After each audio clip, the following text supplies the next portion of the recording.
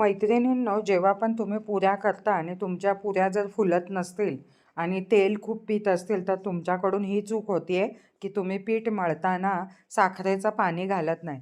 3 वाटीसाठी 1 चमचा साखरेचं पाणी घातल्यावर पुरी अशी छान फुलून येते आणि कमी तेल पिते.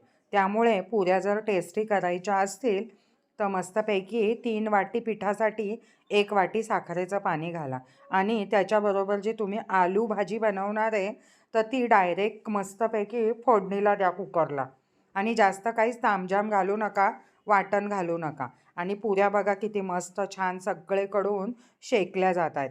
आणि 3 वाटीसाठी 3 चमचे रवा घालायचा आहे, 3 टेबलस्पून. आणि मस्तपैकी भाजी बिना वाटणाची बनवायची आहे. आलं, लसूण, मिरची पेस्ट आणि कांदा बारीक चिरलेला. तेव्हा तुमचा असा नाश्ता मस्तपैकी रेडी होईल. ही टिप लक्षात ठेवा.